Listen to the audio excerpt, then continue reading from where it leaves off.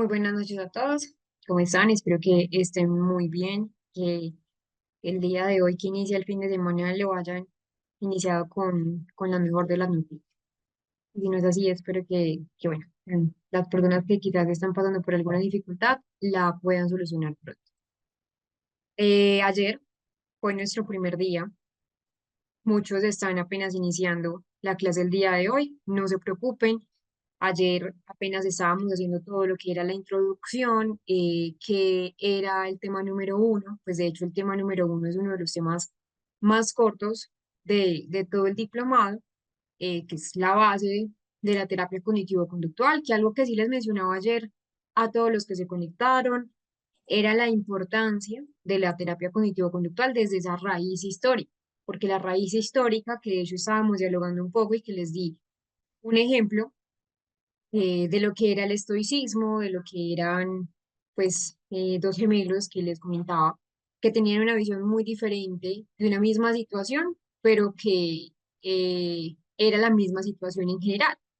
Y que la psicología como tal tiene, o más bien unos antecedentes de la terapia cognitivo-conductual, pues a raíces históricas tenía una raíz muy filosófica desde el pensamiento estoico, con Epicteto, con Marco Aurelio, con Séneca, que hacían unos postulados que realmente ni siquiera son los eventos en sí mismos los que nos causan o los que nos generan malestar o inconformidad, sino la interpretación, esa parte del pensamiento, la cognición que hacemos de los eventos, que hacemos de ellos. Entonces, esta es la idea que resuena hoy en día en esa terapia cognitivo-conductual más actual, donde enfatiza en esa modificación de los pensamientos que son percibidos como disfuncionales, para al fin y al cabo mejorar la parte emocional y la parte conductual, que de hecho eso lo explicábamos ayer. Como hay una triada que siempre va a marcar el hito en lo que es la base de la terapia cognitivo-conductual, y cuando me refiero a hito es porque siempre va a ser cognición, conducta y emoción. Y que pues la psicología como tal, en ese momento la psicología conductual empieza por allá en la década de 1920 aproximadamente a 1950, donde hay una ruptura de muchos paradigmas, donde vamos a ver el día de hoy cómo es el condicionamiento clásico, que explica cómo esos estímulos se pueden asociar con respuestas emocionales, pues con el condicionamiento más pavloviano, con el condicionamiento, pero antes mucho más de Skinner. Skinner nos dice que hay un establecimiento de una conducta que está determinada, pero por sus consecuencias. Es ahí lo que es refuerzo y castigo.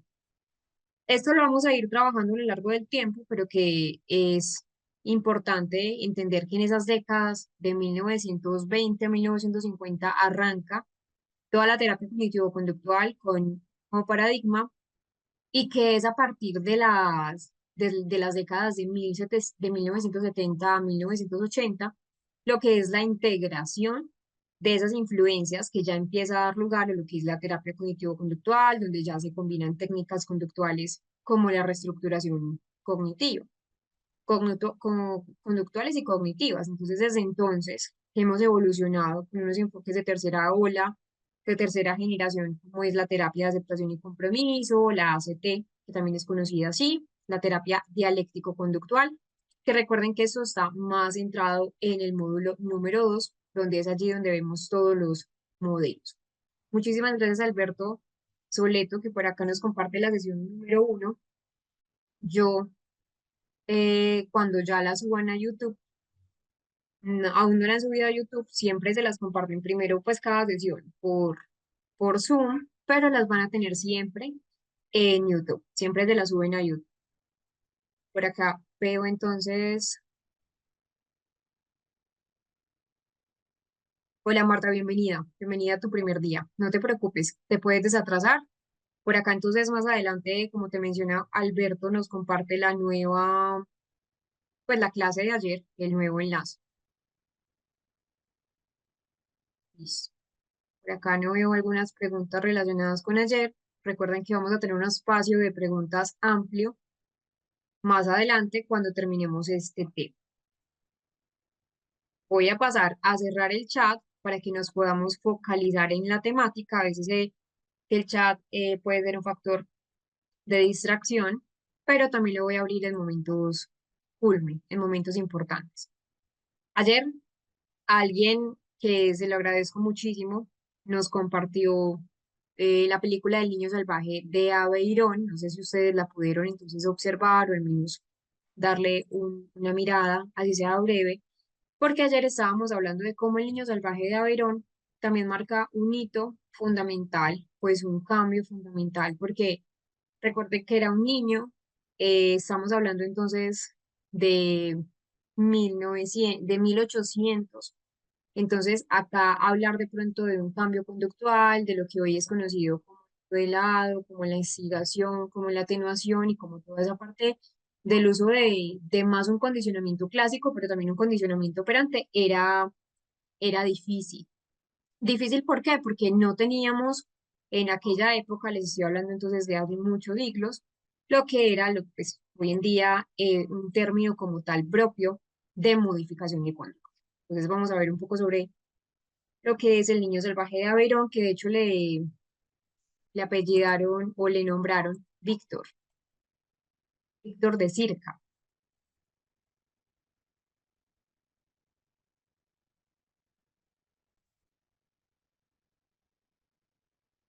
Esto fue lo que estábamos revisando el día de ayer, lo que era el niño salvaje de Aveirón, que los invitó a ver la película, muy interesante de hecho.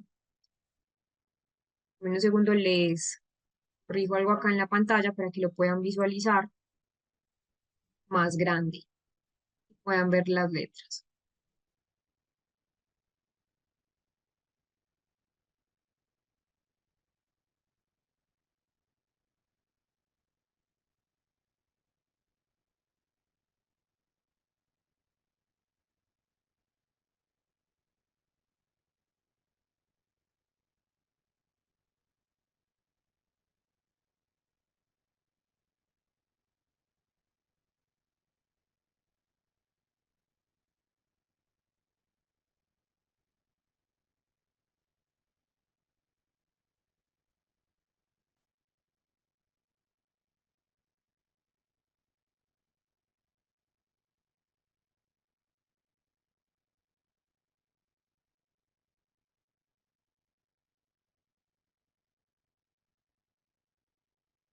Creo que ahí lo ven bien. Entonces, estamos hablando de Víctor, Víctor Circa, o el niño salvaje de Aveirón, donde entonces siempre se le empezaron a aplicar esas maniobras de corrección de conducta, incluso de instauración de conducta, porque recordemos que Víctor está completamente, pues era un niño salvaje, que lo rescataron pues de un lugar salvaje, que fue creado entonces con animales, entonces fueron varios aspectos que se le enseñaron a Víctor.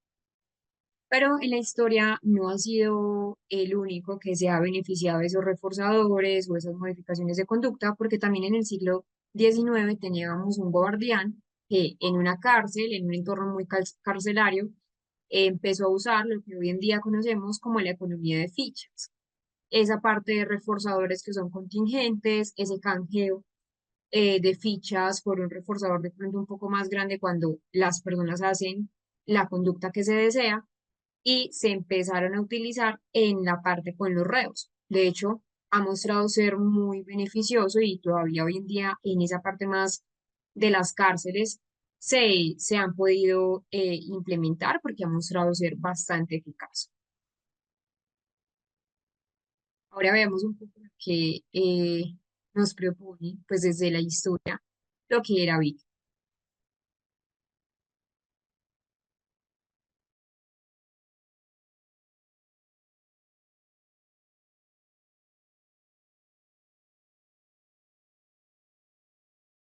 Más allá de las especulaciones o no, de si era una persona con trastorno del espectro autista, o era una persona, digamos, neurotípica, sí es bien sabido que esas maniobras, esas partes de condicionamiento clásico le sirvieron muchísimo al niño salvaje de Aveiro, a Víctor, que como les había mencionado, entonces así fue como lo nombraron, para poder tener, pues, o poder ser un poco más funcional en ese aspecto de la sociedad. Entonces, esa historia de la terapia cognitivo-conductual está muy conectada con lo que es la historia de la psicología. Es una historia entonces que empieza también a buscar una salida o buscar una respuesta para colocarse dentro de esas disciplinas científicas, pero al principio siempre surge como una parte de revolución más desde una mentalidad filosófica. Es acá donde un grupo de filósofos europeos tenían una mentalidad, sí, desde la corte o desde el pensamiento más filosófico, pero querían también saber cómo era esa parte más contrastable, más medible, por eso tenían una mentalidad más científica. Entonces, abandonan lo que es el pensamiento meramente filosófico y ya empiezan a trabajar con la psicología como una ciencia natural. Entonces, uno de los focos de las investigaciones, el primer foco que tuvieron entonces era el estructuralismo, donde era mirar principalmente cómo era la estructura del pensamiento, cómo era la estructura de la mente humana y empezaron entonces a realizar experimentos ya un poco más centrados en lo que era medible, contrastable. Es acá donde llega una persona sumamente fundamental para la historia de lo que es la psicología con Tishner y con Wundt, Weichel Wundt, empieza como tal una psicología un poco más medible, más contrastable. ¿Por qué? Wundt fue el fundador de lo que es el estructuralismo. Entonces empieza a trabajar el componente más eh, de lo experimental. Luego entonces tenemos a Tishner, que Tishner era uno de sus súbditos, pues por decirlo de alguna manera, pues, de sus ayudantes, pues no de sus alumnos, y que el estructuralismo es una ciencia o es una corriente filosófica y psicológica que surge con Weigen y se consolida con Tishner, se consolida más con Tishner. ¿Qué hace el estructuralismo? Se enfoca en ese estudio de lo que es la estructura de la mente a través de la introspección. Miren que todavía ahí seguíamos con algo y es la introspección. Hoy en día, pues la introspección no hace parte de lo que quizás trabajemos en terapia cognitivo-conductual, pero sí la idea era analizar esos elementos básicos de lo que es la conciencia. Entonces, parte de lo que es el estudio de la estructura de la mente entonces ya era pues un objeto principal de estudio y empieza a generar entonces, y de hecho es el padre de la psicología experimental. Si uno piensa en Wundt, no piensa tanto en el origen de la terapia cognitivo-conductual, sino que Wundt es el padre de la psicología experimental, donde él funda el primer laboratorio, de hecho, de psicología en Alemania, y les estoy hablando de la década de 1870 aproximadamente, y que su enfoque no se autodenominaba estructuralismo, es decir, él mismo no decía, sí, es que mi enfoque es estructuralista, no, ya fue con Tishner quien empieza a consolidar más el término, pero sí fue quien sentó las bases de esta corriente al estudiar la experiencia, al estudiar ese consciente, descomponiéndolo de los elementos más simples, como las sensaciones, las imágenes, todo lo que eran los sentimientos. Su método principal fue de pronto una introspección, le podríamos llamar una introspección más de corte experimental, donde tenía entonces participantes, donde empezó a describir cómo eran las experiencias conscientes en respuesta a estímulos controlados. Miren que ya empezamos a hablar acá de estímulos.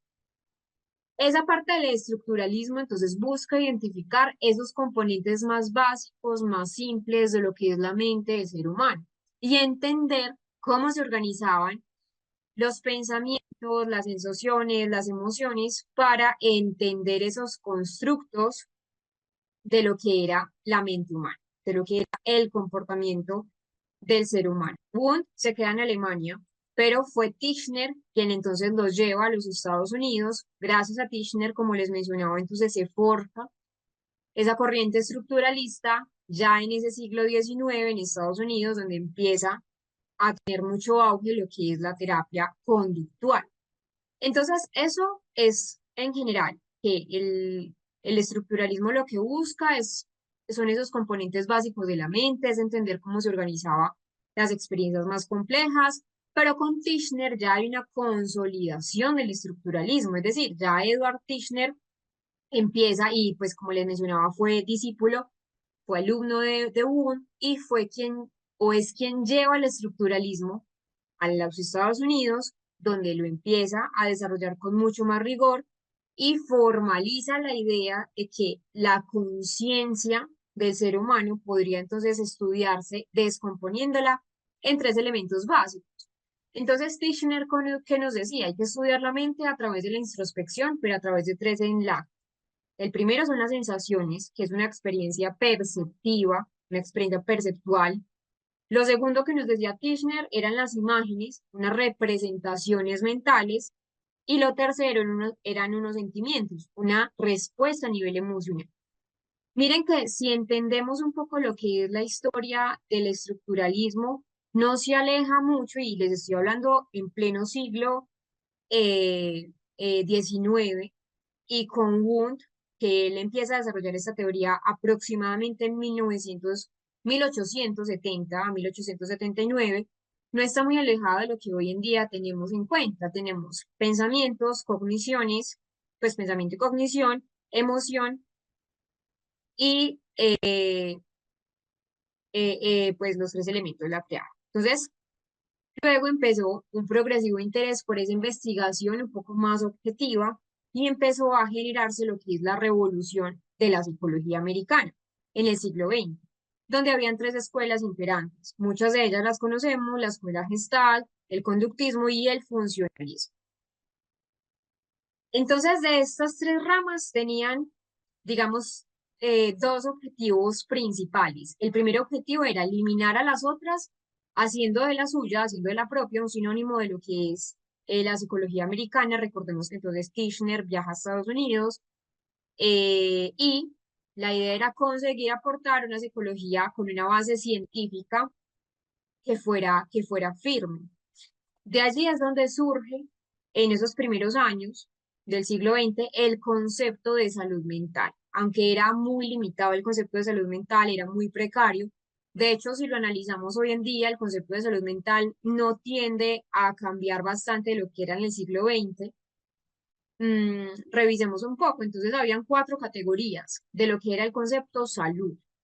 La primera categoría eran personas normales o gente normal, como les mencionaba, que de hecho, por ejemplo, si ustedes revisan libros o literatura del siglo XX, estas, obviamente hablando pues, del término más psicológico, van a encontrar estas cuatro clasificaciones. Pero si revisan hoy en día, en el siglo XXI, cuáles son las categorías en salud, no van a distar mucho. Entonces, lo primero es que tenemos gente, entre comillas, normal. Eran las personas que estaban en entornos cotidianos, en un contexto cotidiano. Hoy en día, afortunadamente, pues desafortunadamente, desafortunadamente, todavía muchas personas dicen, no es que está dentro de la normalidad, ¿cierto? Afortunadamente hoy se conoce normal desde el término más estadístico, pero en aquel siglo XX era un poco más despectivo.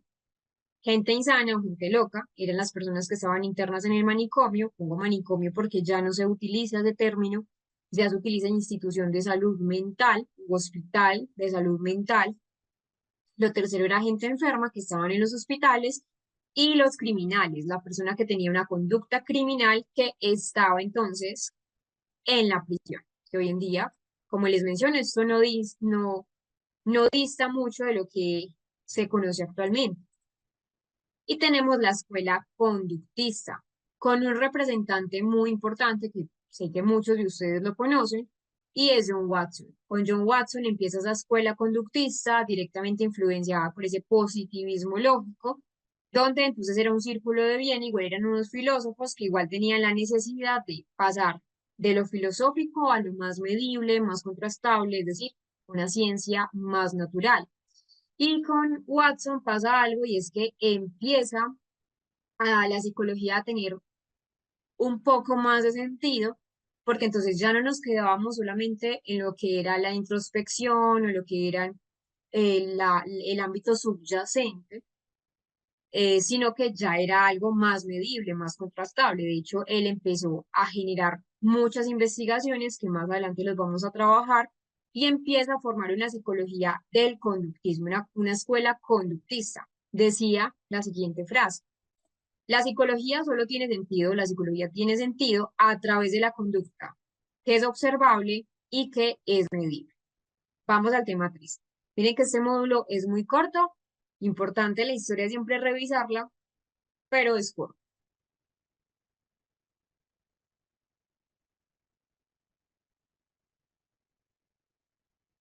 En el tema 3 vamos a ver esos fundamentos teóricos, los fundamentos conceptuales y la parte metodológica de lo que es la terapia cognitivo-conductual.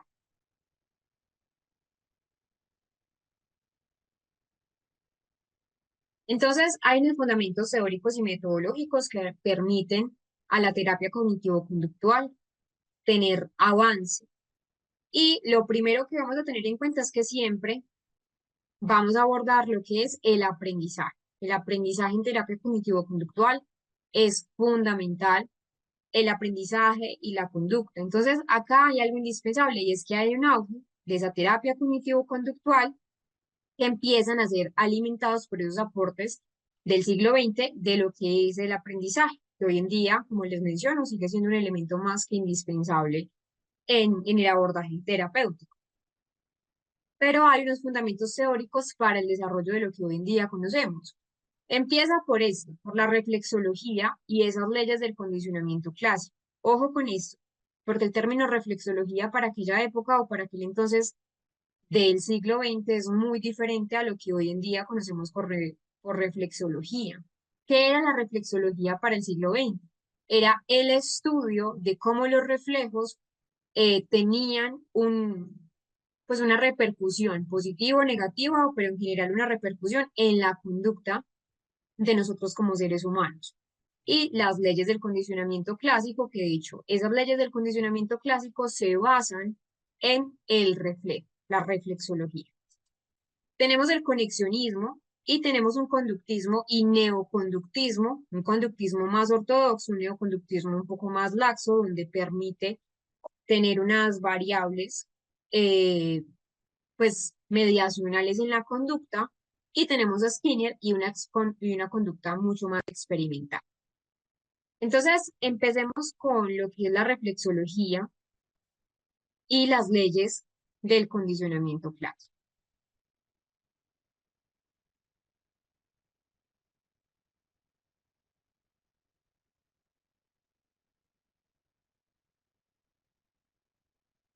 Tenemos entonces a un grupo, como ya lo habíamos mencionado, de filósofos rusos que aplicaron esa metodología un poco más objetiva al estudio de la psicología, y tenemos a Iván Shinov. Con él, entonces es un médico que empezó a estudiar esa neurofisiología, esa parte aplicada también a la psicología, y mencionaba lo siguiente: toda actividad psíquica está determinada por los mecanismos de los reflejos y estimulado a través de lo que es el ambiente.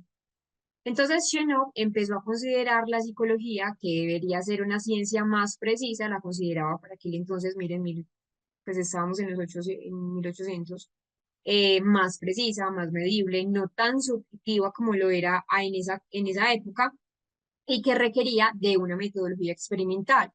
Aunque Ivan Shenov no está mencionado en la terapia cognitivo-conductual, sí, miren quiénes eran los discípulos. Pavlov, sobre todo Pavlov, que Pavlov entonces revoluciona también esa parte de lo que es el aprendizaje.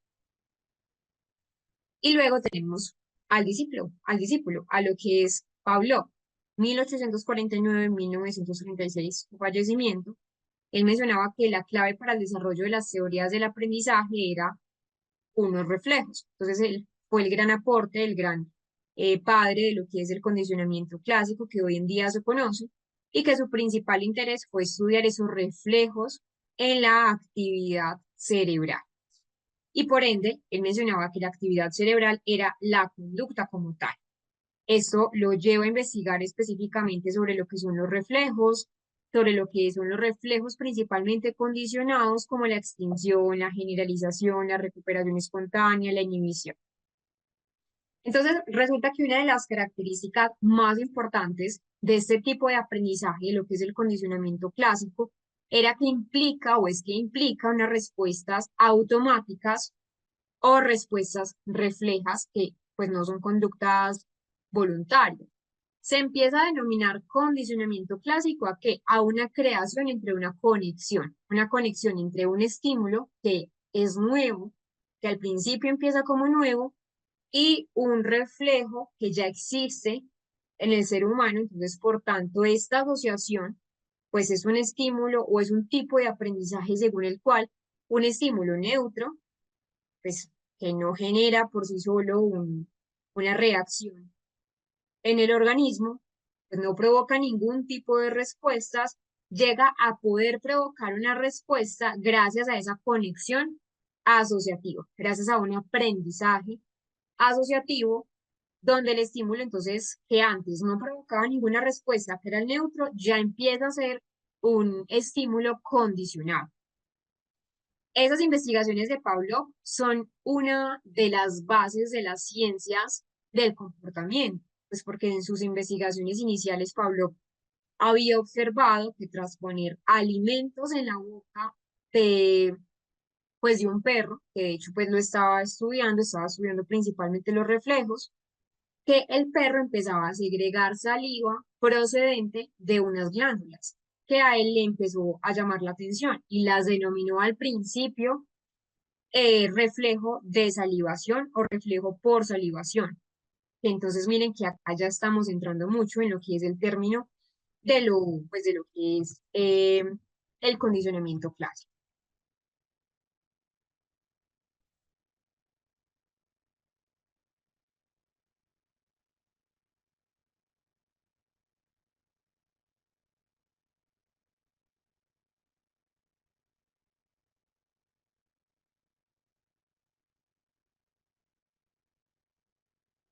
Entonces recuerden, condicionamiento clásico empieza con esa parte de los reflejos, es un aprendizaje asociativo. Al principio él empezó a llamar un reflejo de salivación, porque estudió principalmente con animales, en este caso con perros.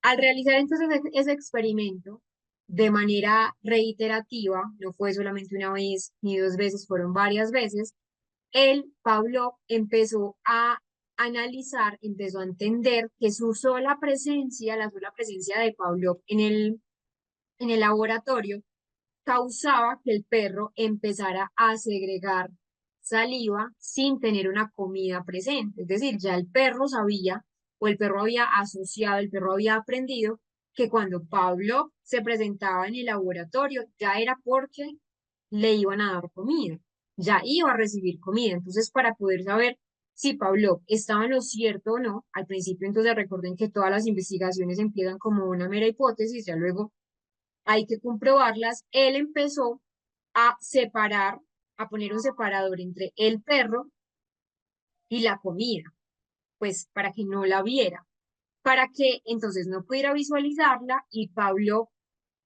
pues introducir el alimento por una compuerta y registrar la salivación del animal sin que viera la comida ni sin que la viera. Entonces más adelante, Pablo empieza a aplicar distintos estímulos, estímulos auditivos, estímulos visuales, diferentes tipos de estímulos que al principio, como les menciono, eran completamente neutros, justo antes de servirle al perro la comida, y sus resultados entonces empezaron a indicar que sí, que tras varias aplicaciones que son pues sucesivas, el animal empezó a asociar esos estímulos, que ahora eran estímulos condicionados con lo que era la comida. Entonces Pablo ya no le llama reflejo de salivación, sino que le empezó a llamar reflejo condicionado a esa misma salivación de que, pues, que producían los perros tras una asociación, un aprendizaje asociativo.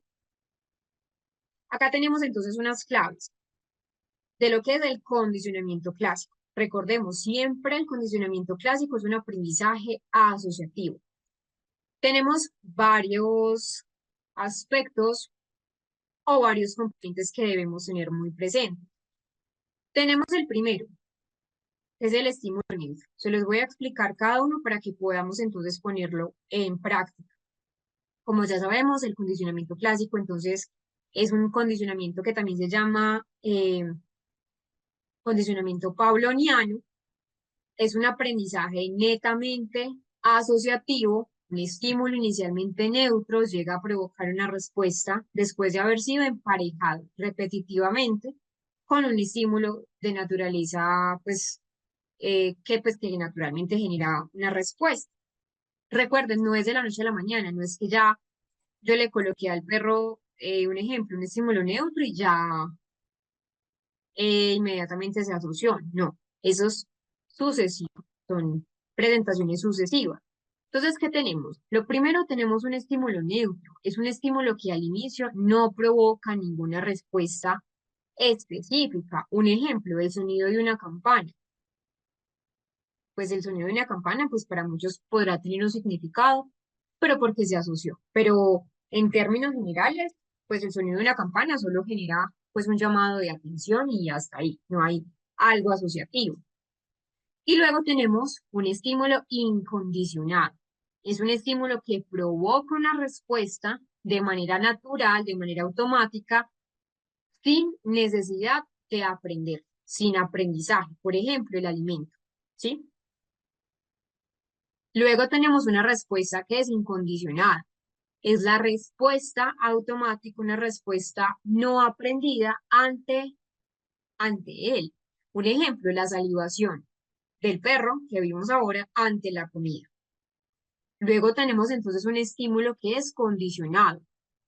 Es el estímulo que antes, al principio, era, pues era neutro, ¿sí? Al principio no generaba ninguna respuesta, pero que tras esas repetidas asociaciones con LI, que es el estímulo incondicionado, EI, ya provoca la respuesta. Un ejemplo, la campana después de haber sido asociada repetitivamente cuando se presentaba la comida, cuando era asociada.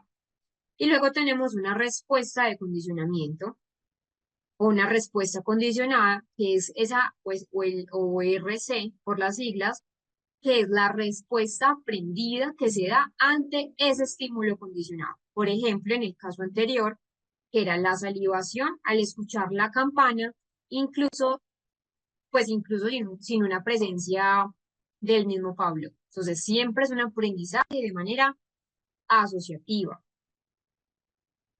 Un ejemplo clásico de la vida cotidiana que nos podemos de pronto encontrar y a veces no nos damos cuenta es incluso con las mismas campanas, pues con el mismo tintineo de las campanas. Cuando los niños escuchan en la calle que va a pasar el carro del helado, inmediatamente lo asocian. ¿Con qué? Con sed, con un sabor rico, con una parte de satisfacción. Ese ya sería un condicionamiento clásico que nos experimenta Pavlov. Entonces, recordemos, Pavlov era un fisiólogo y empieza a descubrir este fenómeno mientras siempre estudiaba esa salivación de los perros. Pero así lo podemos ver a lo largo del tiempo.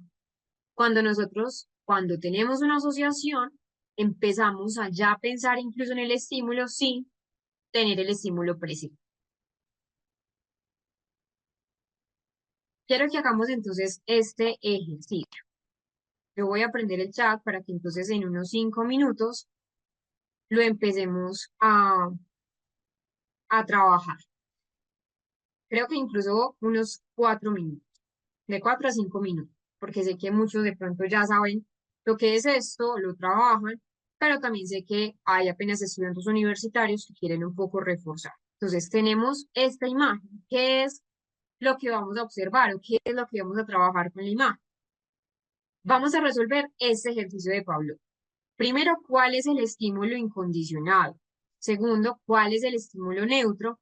¿Cuál sería la respuesta incondicionada y cuál es la respuesta condicionada? Recuerden de este ejercicio, pues o de esta imagen, que igual en, en varias ocasiones también les he explicado. Entonces lo vamos a hacer durante 5 minutos. Voy a dejar la imagen. Recuerden que son estos parámetros que vamos a trabajar. Bueno, vamos a ver cómo les fue. Por acá veo algunas respuestas.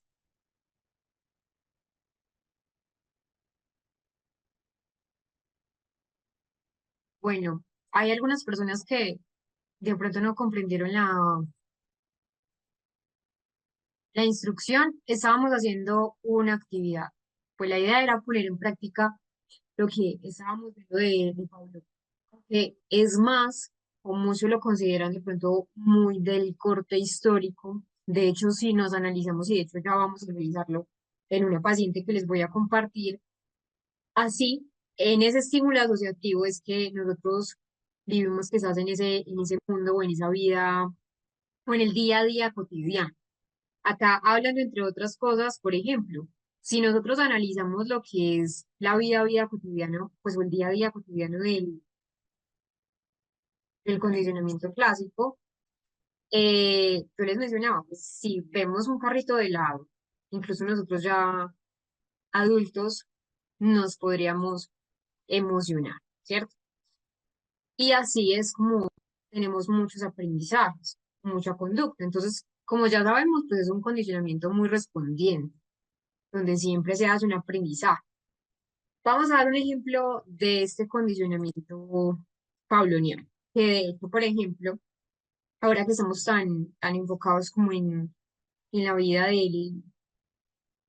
pues, del teléfono móvil, de lo que es el celular, de lo que son las notificaciones, lo podemos ver.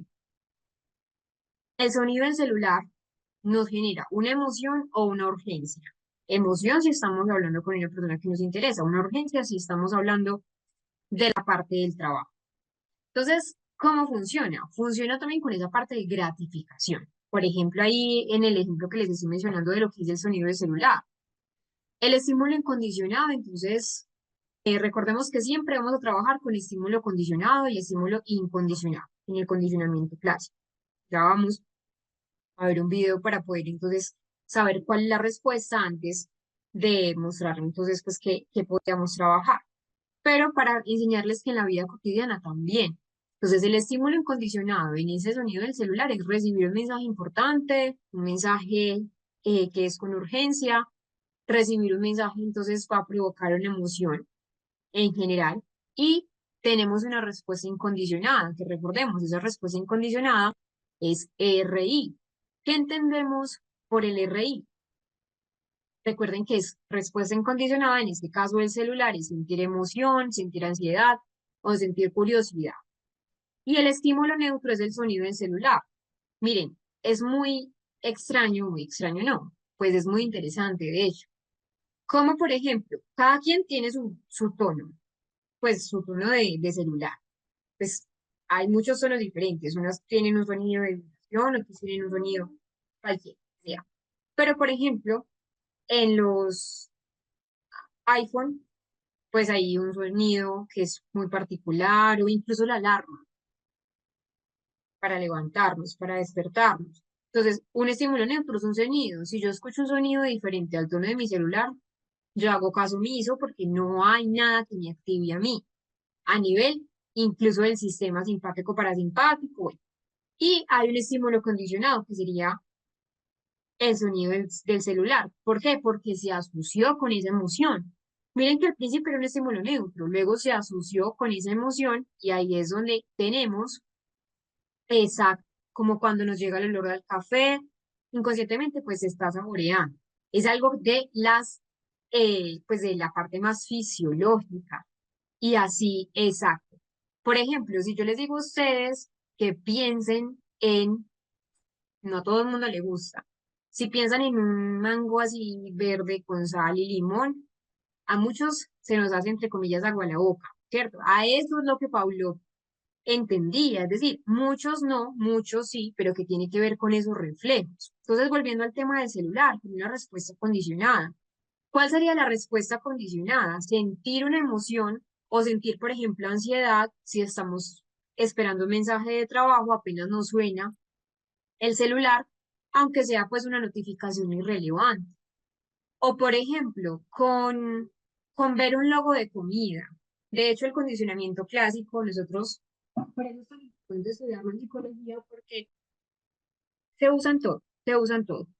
Empecemos a pensar en un logo.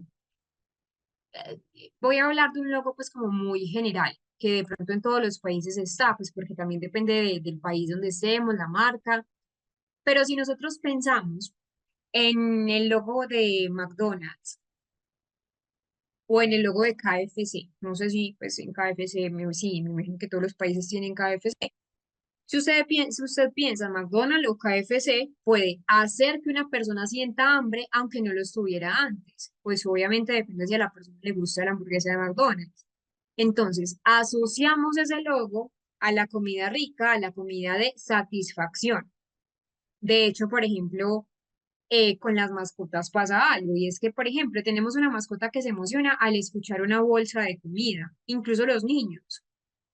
Pues el sonido de la bolsa sería un estímulo neutro, que se va a asociar con un momento de comer, que sería el estímulo incondicional, lo que me va a generar una emoción o una actividad, que sería la respuesta incondicional. Y después de varias repeticiones, el sonido ya se vuelve un estímulo condicionado, provocando una respuesta condicionada. En las náuseas, ante un olor de un hospital, también podemos ver esto en la ansiedad, al ver una bata blanca. No sé si ustedes han escuchado esto, como el temor o la ansiedad de los batas blancas. Personas que han tenido experiencias dolorosas o desagradables con con el tema de las vacunas o con el tema en general del área de la salud, entonces una bata es algo neutro, pues es una tela y se convierte en un estímulo condicionado porque ya se asoció con un malestar. Entonces miren cómo es importante también para Pablo, que me parece muy revolucionario y que de hecho en los pacientes también puede, y sobre todo en esos pacientes fóbicos y ansiosos, lo podemos observar. Vamos a ver este video para tener en cuenta entonces las respuestas que teníamos con el ejercicio.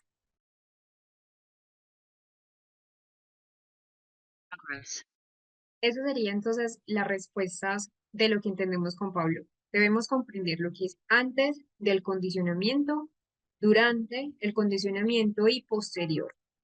Antes del condicionamiento que tenemos, tenemos entonces estímulo incondicionado, que era la comida, vi muchas respuestas sumamente correctas, una respuesta incondicionada, un estímulo neutro, que sería entonces la campana, no hay sonido, pues no hay un vínculo de una campana, no hay una respuesta. Durante ese condicionamiento es asociar de manera reiterada comida más campana. Respuesta incondicionada, salivación, porque es algo que ya naturalmente el cuerpo hace, pues en este caso en el perro. Y luego tenemos un estímulo incondicionado, ya incluso sin la presencia de ese estímulo incondicionado, ya la campana se vuelve condicionada y genera una respuesta ya condicionada.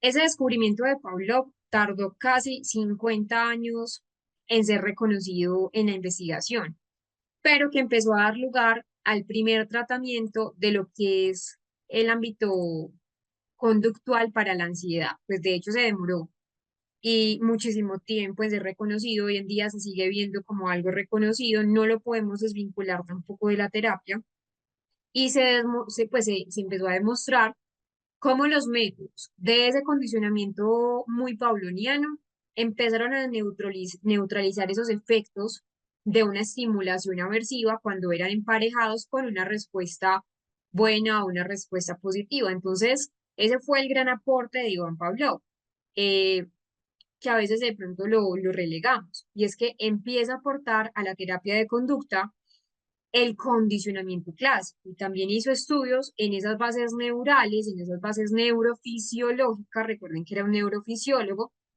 de lo que era el condicionamiento y teniendo un impacto también en ese entendimiento o en esa comprensión de la personalidad, empezó a estudiar cómo eran los factores que estaban implicados en la personalidad ansiosa, en la agresividad, en la timidez de nosotros como seres humanos. Vamos entonces a conocer un caso. Yo se los voy a compartir al chat. Sé que muchos todavía no tienen el material opcional, pues el material de estudio, pero que es importante. Hoy les voy a compartir un caso, pero a partir ya de mañana o a partir del lunes, ya sí, solamente vamos a usar los ejercicios que están en el Drive, que son complementarios. Les voy a compartir entonces ese ejercicio, eh, principalmente de lo que es el condicionamiento clásico. Entonces, para los que tienen el material, está acá, caso clínico, desde la psicología cognitivo-conductual, condicionamiento clásico. Se los voy a descargar para compartírselos acá,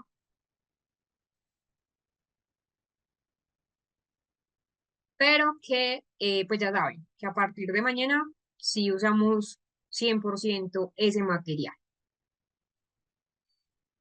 Les acabo entonces de compartir el caso clínico de lo que es el condicionamiento clásico. Lo voy a compartir, lo voy a abrir. Entonces tenemos lo siguiente.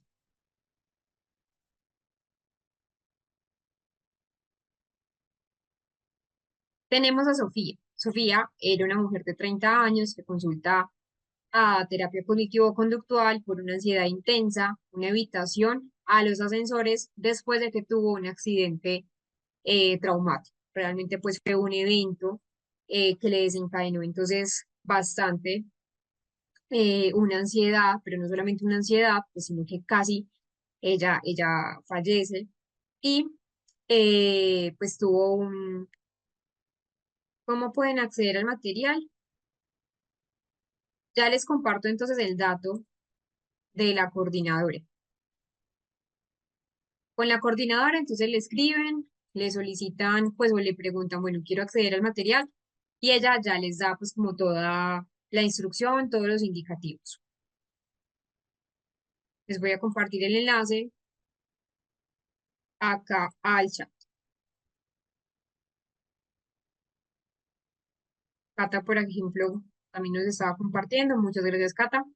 Por acá también les voy a volver a compartir lo que es eh, los contactos. Como es de Colombia, entonces le tienen que colocar el +57,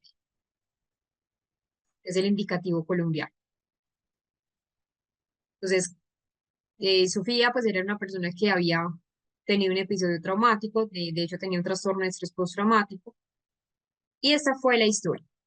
Dice lo siguiente: Sofía es una profesional que trabaja en un edificio de oficinas. Hace 6 meses quedó atrapada en un ascensor durante 20 minutos debido a una falla técnica. No solamente fue que se quedó atrapada, de hecho el ascensor empezó como a descolgarse algunos pisos.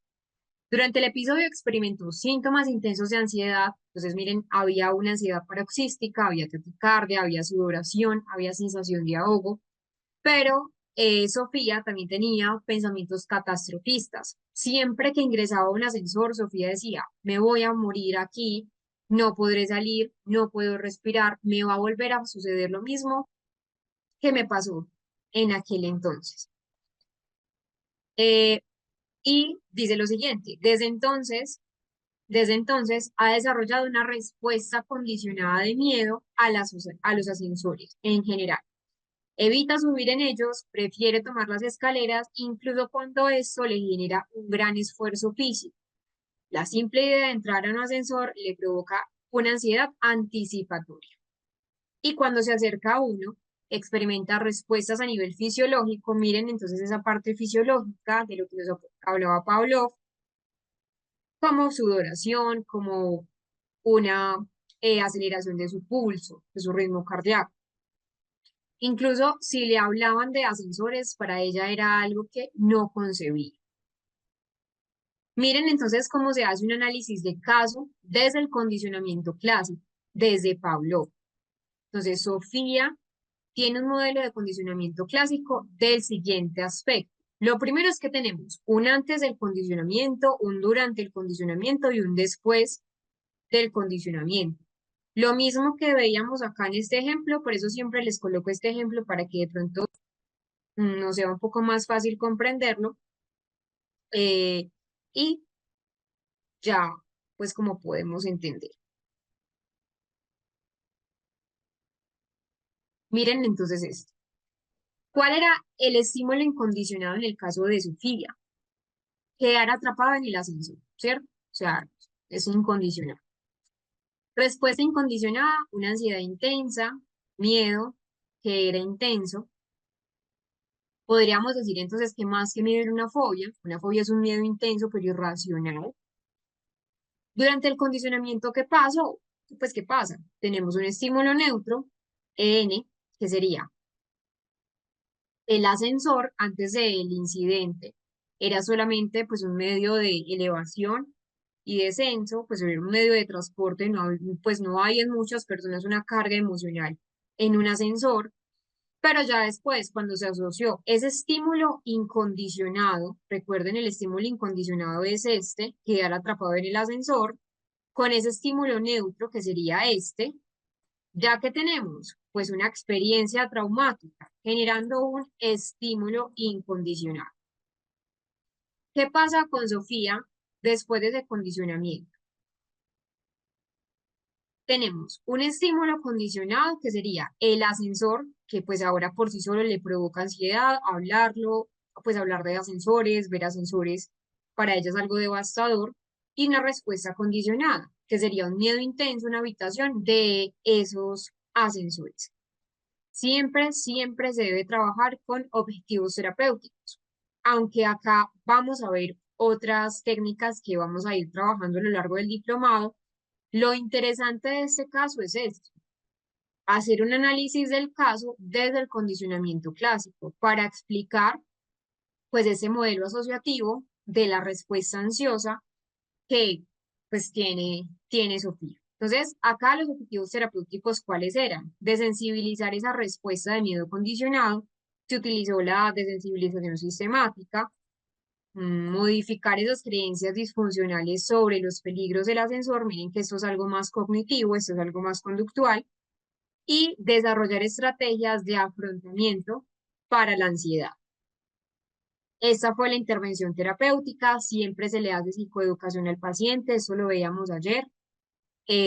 Pues importante explicarle por qué se dio, cómo fue el miedo, que es un miedo aprendido, eh, que la idea entonces es entender el concepto de lo que es habituación y la importancia entonces de enfrentar de manera paulatina, de manera gradual a la situación de miedo. Se hizo esta parte de terapia de pues una exposición gradual a través de lo simbólico, a través de la imaginación y posterior se trabajó con Sofía una exposición en vivo.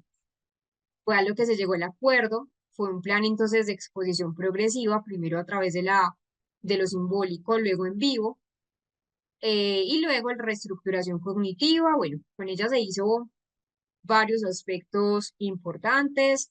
Miren que aquí están todos los objetivos terapéuticos. Obviamente eso es un resumen para, pues para la parte más práctica de la clase, pero esto no se hace ni en una sesión, ni en dos sesiones, ni en seis sesiones. Con ella había algo importante y es que mm, no solo había esa parte pues como ansiosa, ella tenía unos rasgos de personalidad muy ansiosos, sino que ella, Sofía, tenía un trastorno de estrés postraumático, obviamente pues porque la situación con el ascensor no fue una situación fácil de llevar, es decir, ninguna situación es fácil de llevar, pero sobre todo pues en Sofía. Técnicas de regulación emocional, se aplicó respiración diafragmática, el mindfulness y una exposición interoceptiva. ¿Cuáles son los resultados y el seguimiento que se utilizó con Sofía? Entonces, después de 10 sesiones, Sofía apenas ya estaba logrando subir en ascensores con un nivel de ansiedad manejable, todavía sentía ansiedad, no podemos decir que se le desvinculó de la noche a la mañana, pero que sí ya había reducido significativamente ese nivel de evitación y que había cambiado también esos pensamientos catastrofistas que ella tenía siempre que pensaba o que le hablaban de ascensores. Siempre entonces se hizo un programa de seguimiento para reforzar esos logros y siempre teniendo en cuenta esa prevención de recaídas. Miren entonces, cómo desde el condicionamiento, bueno, y algo importante es que también para Sofía ya le estaba acarreando dificultades en su vida cotidiana, porque entonces evitaba a toda costa ascensores, ella trabajaba en un piso muy alto, no recuerdo si era el piso 12, 13, bueno, era un piso muy, muy alto, donde trabajaba, entonces todos los días le tocaba ir mucho más temprano del trabajo, subir todas las escaleras llegar agitada al trabajo, llegar obviamente pues con sudoración de ejercicio físico, de esfuerzo físico, y pues ya llegaba muy agotada. Lo mismo para bajar. Entonces, ¿cómo? Y también vivía en un piso alto. Entonces, ¿cómo ese análisis desde el condicionamiento clásico nos puede servir? No es de pronto como la primera lección de muchos terapeutas, porque sí algo hay que hablar y es que el condicionamiento clásico para muchos puede ser complejo entenderlo y como pues ya les mencioné ayer, hay muchos modelos explicativos para diferentes diagnósticos. De hecho, por ejemplo, del condicionamiento clásico podemos explicar también estas reacciones en Sofía, pero también hay otro modelo, que es el modelo bifactorial o la teoría bifactorial de Mower, que también lo vamos a aprender, que nos dice que sí, hay un condicionamiento clásico, que sería este, pero combinado con un condicionamiento instrumental, que sería el condicionamiento operante. Son modelos explicativos para comprender cómo una persona asocia o condiciona unas reacciones.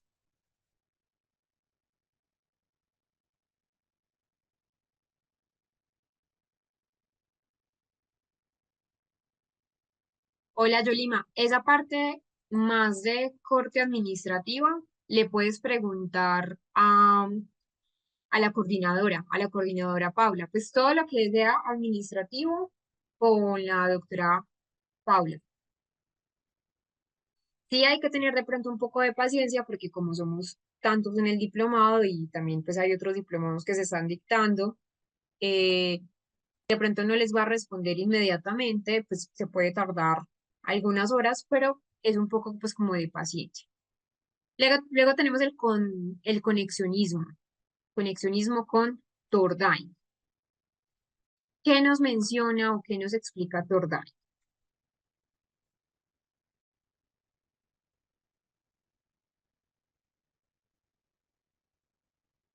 Bueno, por acá, de un momento le vuelvo a compartir a uno de ustedes el caso que estábamos trabajando.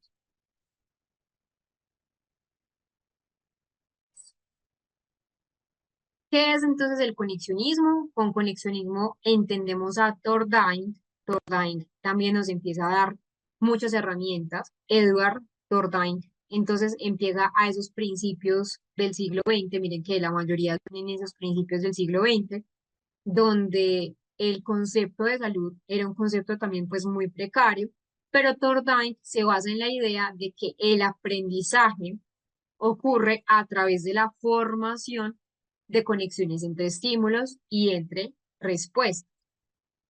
Y él consideraba, pues, o que se consideraba, pues, esa parte pues, de la metodología muy de Tordain, que era un enfoque precursor del conductismo, que era el precursor del conductismo, por eso es importante entender las raíces, y que se va a fundamentar en una idea de que el aprendizaje es el resultado de la asociación entre una situación y una respuesta correcta. Hay varios principios que nos propone Tordain con ese conexionismo.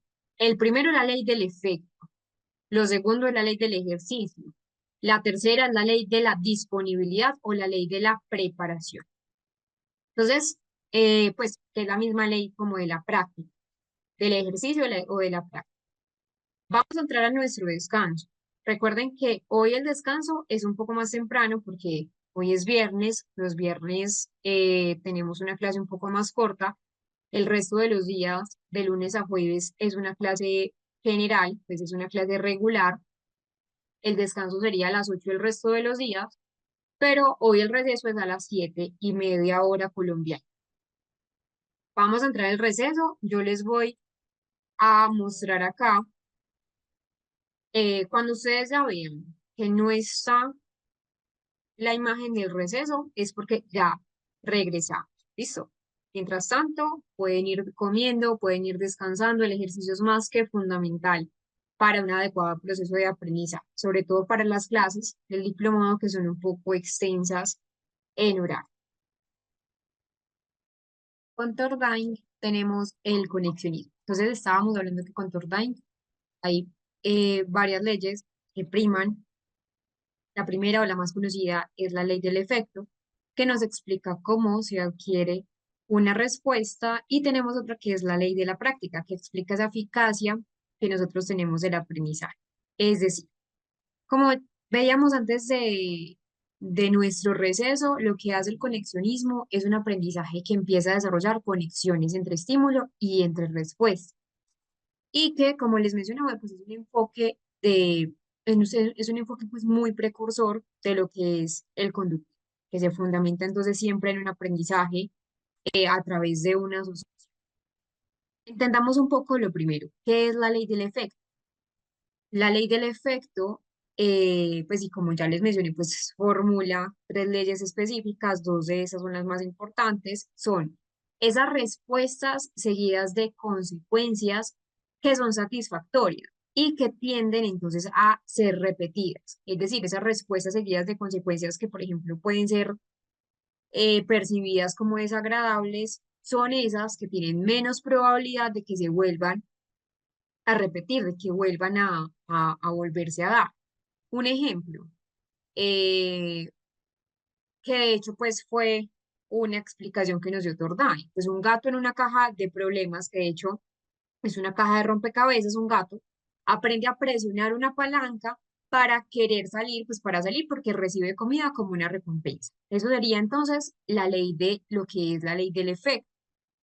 Entonces, como les mencioné, Tordani pone entonces, o puso en una caja que le llamó la caja rompecabezas, donde lo que hacían los gatos era ingresar a la caja y que, pues, y de hecho esta pues es ley del efecto, tiene muchas implicaciones en ese proceso de aprendizaje, en cómo se establece ese refuerzo positivo, como les mencioné, es un precursor del condicionamiento y que sigue siendo hoy en día una herramienta muy efectiva para fortalecer esas respuestas deseadas y al fin y al cabo fomentar el aprendizaje. Entonces, a partir de este efecto, de la ley del efecto, sentó esas bases para el desarrollo de las teorías, de enfoques más skinnerianos, en lo que es el campo del aprendizaje, y que ha tenido pues no solamente influencia, o no tuvo solamente influencia en Skinner, sino que también tuvo influencia en la educación y en la psicología pues también aplicada. Entonces nos da unos principios fundamentales para comprender cómo los estímulos y cómo las consecuencias afectan el comportamiento de las personas, y que tenemos unos procesos pues también de aprendizaje tanto en humanos como en animales que están más por una asociación. En resumen, la ley del efecto de Tordine nos establece que las respuestas seguidas de consecuencias que son entonces satisfactorias tienden a ser repetidas, mientras que esas respuestas seguidas de consecuencias desagradables no lo eran. Entonces, como les mencioné, hay una caja de solución de problemas, que eran jaulas en las que los gatos podían escapar mediante acciones, mediante manipulación de un cordón, y presionaban también una palanca o pisaban, por ejemplo, pues una plataforma como un incentivo. El gato entonces podía ver, oler qué había fuera de la caja, pues, es decir, comida, pero que no podía alcanzarla, porque recordemos que había una división. Entonces, al principio, el gato comenzaba a hacer movimientos sucesivos, movimientos como sin interés, y que casualmente resolvía el problema. Por ejemplo, tirando de la polea o de la palanca para poder abrir la caja o la jaula. Entonces, cada vez que se metía el gato en la jaula, Turdain se dio cuenta que el gato tardaba mucho menos en salir. Esto entonces se debe a que ya el gato estaba produciendo un condicionamiento operante. Recordemos que aunque Turdain no nos habla de condicionamiento operante, sí es el precursor de. Entonces mencionaba que esa conducta de tirar la polea o de tirar pues la palanca en esas cajas que ustedes ven, pues que él las llamó cajas, pues rompecabezas. Siempre esa conducta era reforzada por la consecuencia, es decir, la apertura de la caja y la obtención luego de, del alimento, de la comida. Entonces es una conducta que al ser reforzada se convierte en una conducta mucho más probable de darse.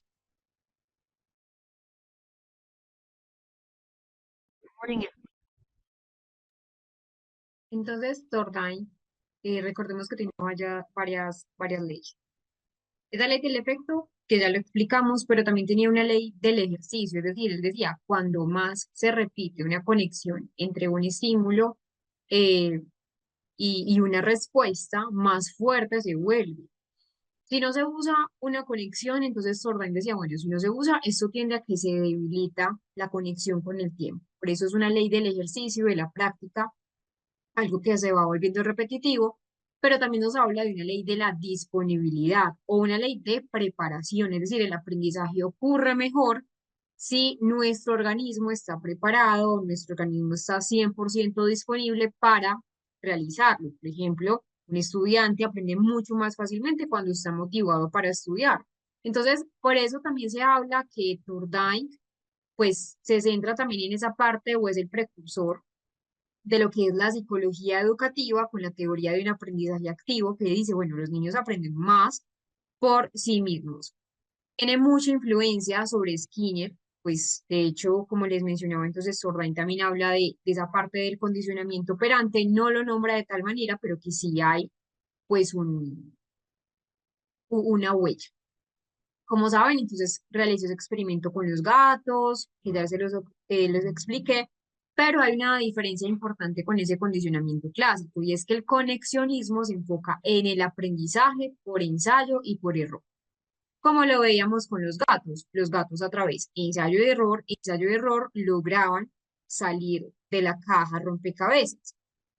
Mientras que en el condicionamiento clásico se enfoca solamente en una asociación de lo que son los estímulos. Entonces, ese conexionismo sí destaca la importancia de lo que son las consecuencias en la forma de hábitos, lo que va a influir, pues, o va a influenciar más tarde a lo que es el condicionamiento de Skinner, el condicionamiento operante. De hecho, las aplicaciones del conexionismo son bastante. La educación para reforzar, por ejemplo, las respuestas correctas en los estudiantes en las recompensas, en la psicología del aprendizaje, que de hecho, pues como les menciono, es una de las bases para la teoría conductista del refuerzo y refuerzo en el aprendizaje.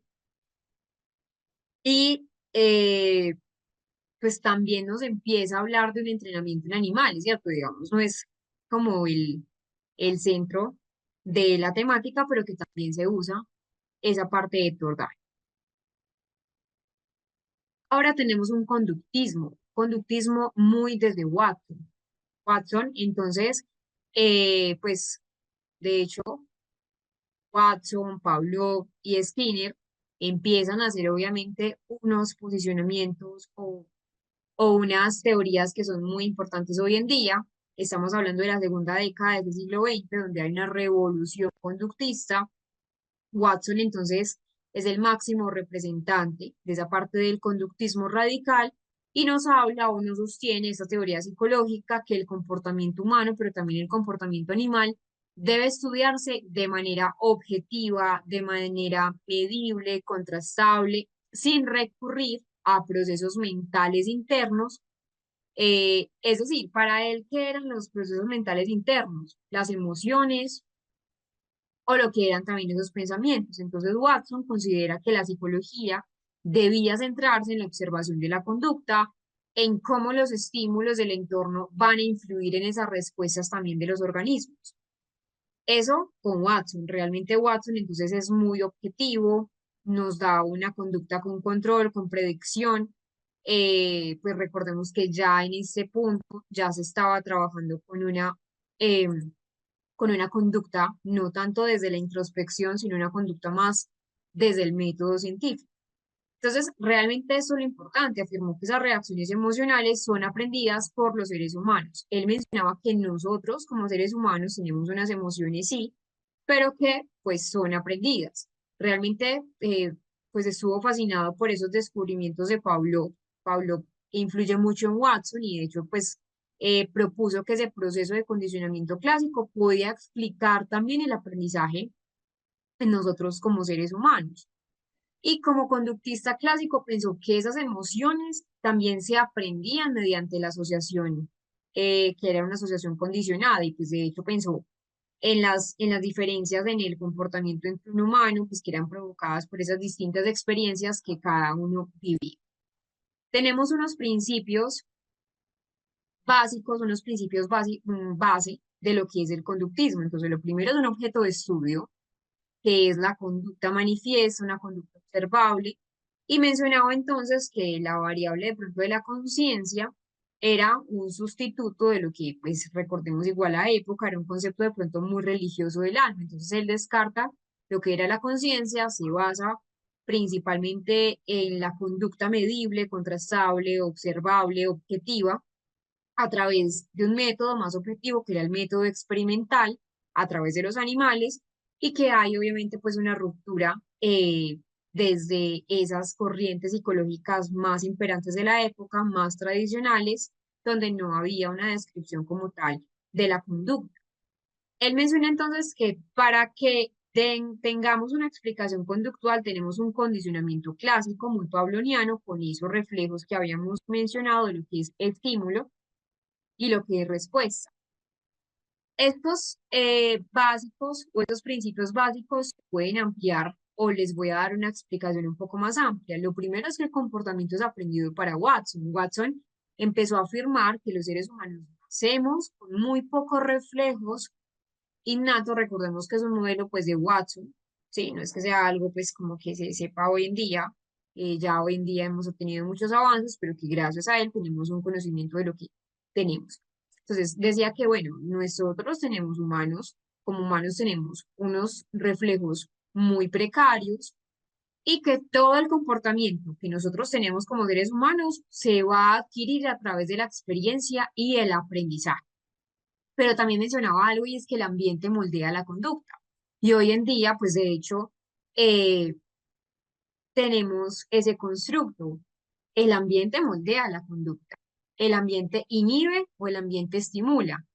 Watson creía que la personalidad, Watson creía que las emociones no eran algo innato, sino que se formaban por esa interacción en donde estaba una persona. De hecho, pues hay una frase muy famosa de Watson, obviamente esto luego lo refutó, para él fue muy fuerte porque él incluso trabajó o experimentó con sus propios hijos, pero la frase a mí nunca se me olvida. La frase es como, deben una docena de niños sanos, bien formados.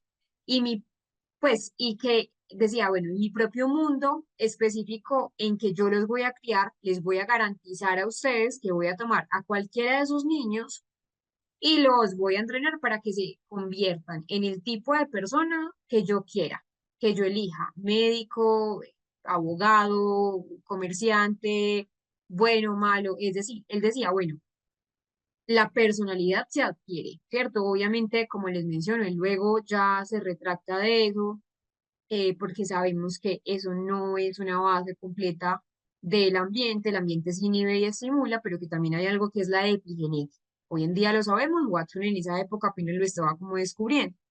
Y que de hecho, pues como les mencionaba, tuvo un error, llamémoslo así, Watson, porque desde ese conductismo radical empezó incluso a experimentar con seres humanos. Más adelante vamos a ver un experimento del pequeño Albert, pues que es un experimento muy conductista, pero que más adelante incluso pues tuvo dificultades.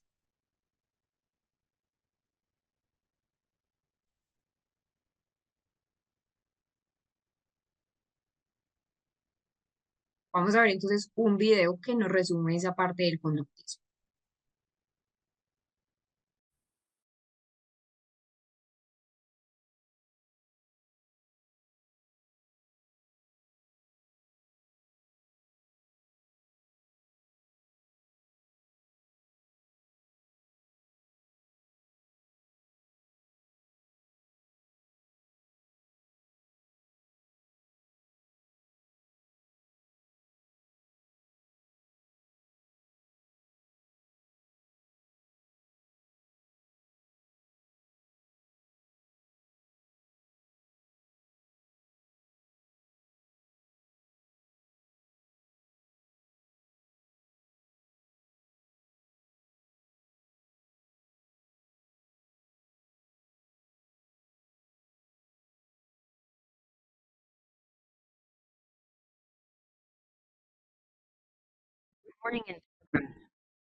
Un poco del principio del conductismo, ahí veíamos entonces lo que era la frase que les mencionaba en el video anterior y se me había entonces pasado a compartirles lo que era el condicionamiento clásico para tenerlo un poco más claro. Entonces, esos principios del conductismo de Watson es, bueno, lo primero es que ya sabemos que crea que la personalidad y las emociones son innatas. Con la frase que les mencioné, Watson entonces rechaza la introspección y el estudio pues de la mente, porque menciona entonces que no era medible, no era algo científico y que el aprendizaje siempre está basado con estímulos y con respuestas. Ese condicionamiento para Watson, ya para explicarles este experimento que realmente revolucionó y sigue dando de qué hablar el experimento del pequeño Albert, por los descubrimientos, por un lado, pero también empieza a dar de qué hablar por el componente un poco más ético de la época. Por acá vemos a Watson, por acá vemos la madre de Albert, ese es el pequeño Albert, pero en general el condicionamiento como un concepto central en esa explicación de los mecanismos del origen de la conducta, entonces incluye pensamientos, emociones, instintos, etcétera, pues Watson fue un poco más lejos que Pavlov, elimina la conciencia y deja de lado un poco de esas estructuras neurofisiológicas que veíamos en el condicionamiento clásico. El trabajo de Watson permite ver una psicología de una rama más experimental, más de la ciencia natural, que va a posibilitar el control de la conducta. Por acá tenemos ese experimento del pequeño Albert. Esa fue su principal tesis, que decía, el miedo puede condicionarse, el miedo puede generalizarse a otros estímulos distintos a el original. Y de hecho, pues eso fue lo que pasó con el pobre Albert, con el pequeño Albert, que apenas era un niño muy pequeño, era de 11 meses, todavía era un bebé, y que tenía una reacción de temor a lo largo del tiempo. Entonces, Watson describe el origen de la fobia con el experimento, como les mencionaba, más importante de Watson, pero también es más criticado en la historia de pronto de la psicología, y es el pequeño Albert. Él empieza a emparejar con más de 7 ensayos. Recuerden que siempre es un emparejamiento, un estímulo asociativo. Y uno, pues, de los experimentos, como les mencionaba, más famoso es este. En 1920, donde obviamente las épocas eran diferentes, las leyes no eran las mismas de hoy en día. Hoy en día creo que Albert, perdón, Watson estaría más que preso, pero el objetivo principal era comprobar que el miedo es una respuesta que es aprendida. ¿Y cuál fue el procedimiento? Se le mostró al bebé, que como les menciono es Albert, el pequeño Albert, un ratón que antes era un estímulo neutro. En un principio el niño cuando tenía el ratón en sus manos no le tenía miedo, jugueteaba con el ratón, pero luego Watson empieza a emparejar la presencia del ratón, pues de la rata, con un fuerte ruido metálico, un estímulo que es incondicionado y que provocaba miedo. Por sí solo, por ejemplo, en el bebé, en Albert, ya el sonido de del metal de la varilla de metal frente a algo, pues el sonido ya le generaba miedo. Entonces, después de 7 repeticiones, Albert empezó a tener miedo al ratón blanco, incluso sin el ruido. Entonces ya veía el ruido, perdón, ya veía la rata, el ratón, y ya lo asociaba con el ruido, porque se condicionó.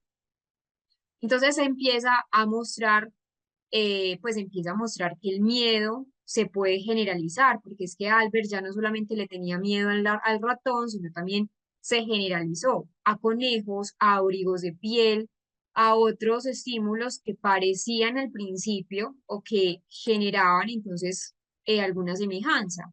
Entonces ya no solamente era el estímulo neutro, ya se volvió entonces un estímulo condicionado, y que de hecho Watson empieza a decir, bueno, es que el miedo se puede condicionar, porque incluso pasaron 30 días sin realizar ensayos condicionados y Albert todavía tenía susto.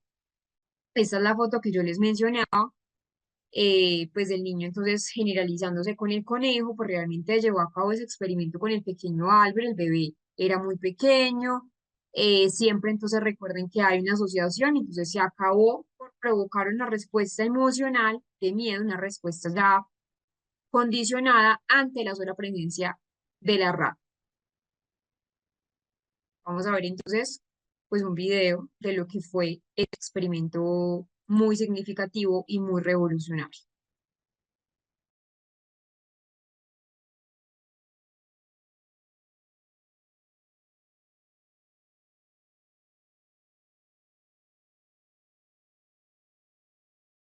Morning and Eso fue el experimento entonces del pequeño Albert. Ahora seguimos con el ámbito de lo que es el neoconductismo. El conductismo es un poco más radical, el neoconductismo sí es más flexible, más laxo, pero antes de ingresar al neoconductismo les quiero entonces dar como pues unas descripciones un poco más amplias de lo que sería ese conductismo con Watson. Entonces ya tenemos el experimento del pequeño Albert, pero sí hay unas diferencias con otros enfoques.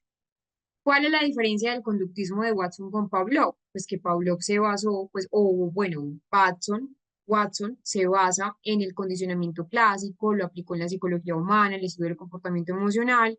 Por ejemplo, con Thorndike también vemos otra diferencia, y es que Watson ya rechaza esa idea de ensayo-error que nos proponía Thorndike con esa ley del conexionismo y que se enfoca más en la relación, pues, en la relación directa con el estímulo y la respuesta. Y con el conductismo de Skinner, pues Skinner más adelante sí desarrolló ese condicionamiento más radical, Skinner ya desarrolla más algo radical, incluyendo entonces ese condicionamiento instrumental o condicionamiento operante, basado en refuerzo positivo, refuerzo negativo, castigo negativo, pero Watson no. Watson se centra más en ese aprendizaje por asociación de estímulos. Hay muchas aplicaciones de lo que es el conductismo de Watson en la psicología educativa, el uso entonces de estímulos, de reforzadores para mejorar o potenciar el aprendizaje. De hecho, por ahí en el video veíamos cómo incluso en lo que es la publicidad y la mercadotecnia, con una aplicación de principios de asociación para influir pues en el consumidor, en el comportamiento del consumidor y pues por supuesto en la terapia conductual con ese tratamiento pues como de fobias y la técnica también de la desensibilización, por ejemplo, que no es el precursor o no es el creador de la técnica de desensibilización, si nos podemos basar en él. Ahora hablemos del neoconductismo. El neoconductismo, entonces, sí tiene o sí guarda algunas diferencias con el conductismo radical, porque ya habla de unas variables. Entonces es una evolución del conductismo clásico que surge entonces en esa primera mitad del siglo XX como realiza, pues como veíamos hace un rato, y surge con el objetivo de refinar, de expandir esas ideas de Pavlov, esas ideas de Watson, no quedarse ahí, y que este neoconductismo se va a centrar en esa relación de estímulo y respuesta, pero introduce algo nuevo, introduce esas variables intermedias que van a influir en el proceso del aprendizaje. Entonces, la motivación es muy importante para el aprendizaje, las expectativas, los procesos cognitivos.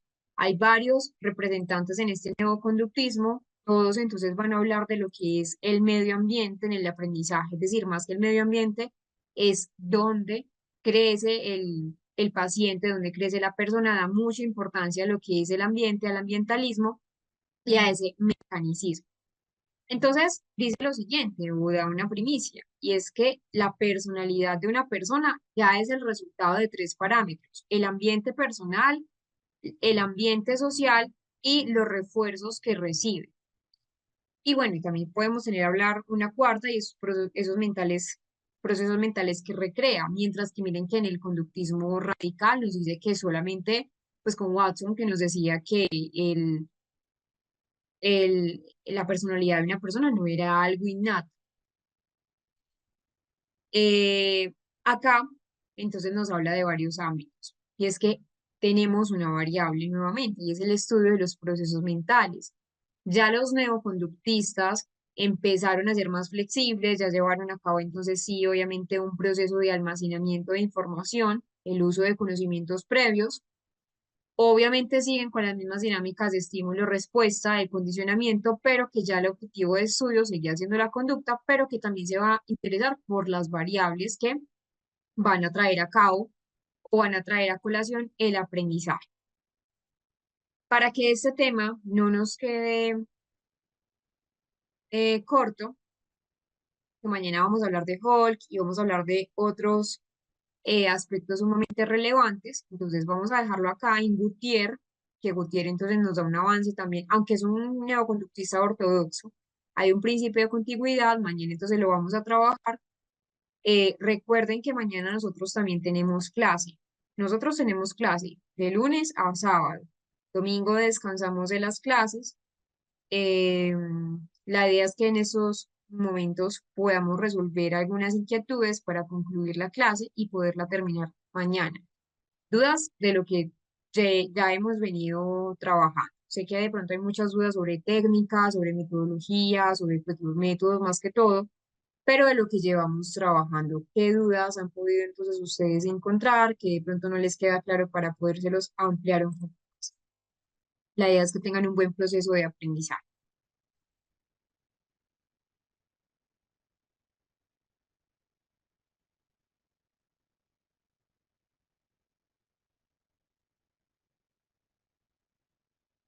Bueno, Karina dice muy claro toda la clase, gracias. Mm, Gracias.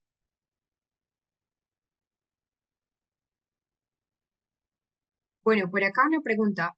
Yolima nos dice, se puede hablar de un condicionamiento clásico como una manipulación mental? Nos hace una pregunta.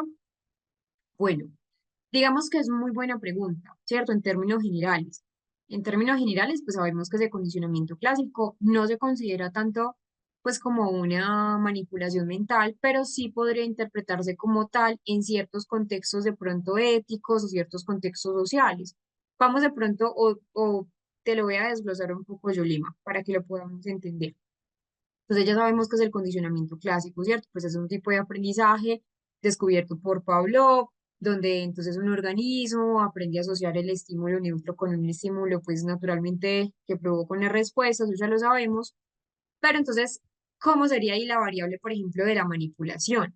En contextos de pronto terapéuticos o educativos, pues cuando se usa para enseñar, cuando se usa para modificar conductas, por ejemplo, en las terapias de exposición, por eso les mencionaba, es tan importante conocer estos modelos o estas raíces, no son modelos, son raíces, para entender las técnicas. No se considera manipulación en ese contexto terapéutico, sino una forma de aprendizaje o una intervención conductual, un contracondicionamiento. Pero, en esos contextos donde se usa para inducir respuestas automáticas sin que la persona sea consciente, o sin que la persona tenga la opción de evitarlo, sin que no le demos, por ejemplo, la información al paciente, porque eso siempre se debe hacer, siempre al paciente le debemos decir, mira, vamos a hacer esto, con esto, pues eso es lo que trabaja también la terapia cognitivo-conductual, así muy informativa con el paciente, saber qué estamos trabajando. Pero entonces, como les mencionaba, en esos contextos donde se usa para inducir una respuesta automática sin que el otro se dé cuenta, y por el otro no me refiero solamente a un paciente, me refiero a cualquier persona. Ahí sí se puede considerar una forma de manipulación sutil. Por ejemplo, ¿en qué? En la publicidad. Pues cierto, no es como tal así, pero sí. Emparejar, por ejemplo, productos con imágenes placenteras, es algo que se usa bastante, pues es como algo más sugestionable. O en contextos, por ejemplo, abusivos, asociar un estímulo con castigos o con recompensas para condicionar esas emociones o comportamientos, pero la persona no es consciente de esto. ¿Cuál va a ser la diferencia clave? Con el condicionamiento clásico, pues es un proceso natural de aprendizaje, es un proceso controlado y que debe ser obviamente pues autorizado por el paciente.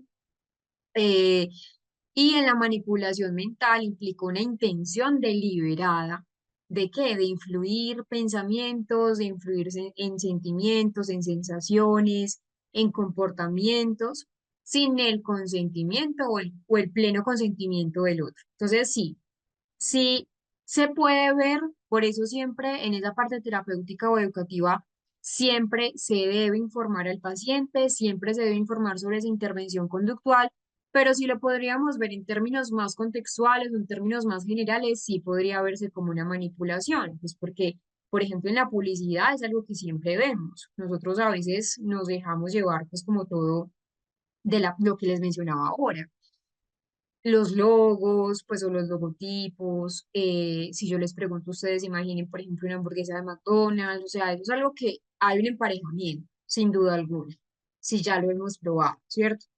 Entonces, sí, eso es emparejamiento de productos con imágenes placenteras y bueno, y en contextos abusivos también se ve, pues en las relaciones de pareja, sí, sí, ahí sí, pero en el contexto terapéutico no debería ser para nada un contexto de manipulación porque siempre es informando al paciente. No, no solo funcionan en niños, créeme que por ejemplo en adultos es sumamente funcional, valga pues como la redundancia que acabé de decir, pero es muy funcional, muy funcional en los adultos, bastante, bastante. Bueno, entonces vamos a,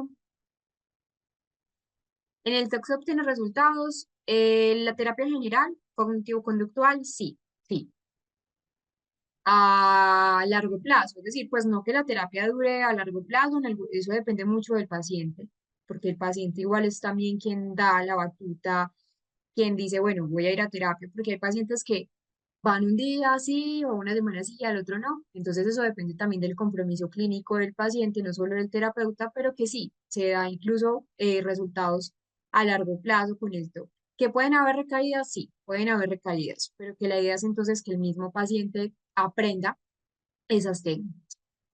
Bueno, entonces mañana entonces eh, vamos a continuar con lo que estamos trabajando. Las raíces son importantísimas porque, miren, ese condicionamiento que estamos viendo, a pesar de que de pronto sí está consideran esas raíces históricas, por ejemplo, con el contracondicionamiento, con terapias de exposición, es importante dominar todos los condicionamientos para dominar muy bien lo que son las técnicas, no tanto los métodos, pero sí las técnicas. Mañana entonces hacemos otra ronda de preguntas para entonces dejar muy claro el tema. Lo importante es que ustedes tengan un buen proceso de aprendizaje. Y bueno, recuerden, mañana es a las 9 de la mañana, estamos dando inicio más o menos a las 9:10, mientras más personas se conectan, sobre todo los que están fuera como de ese perímetro latinoamericano, los que están más como por el otro lado del charco, como se dice, España, etcétera, para que entonces se puedan, pues, pueda hacer como la conversión horaria y no tengan dificultades. Duerman bien, descansen bien y nos veremos mañana. Chao.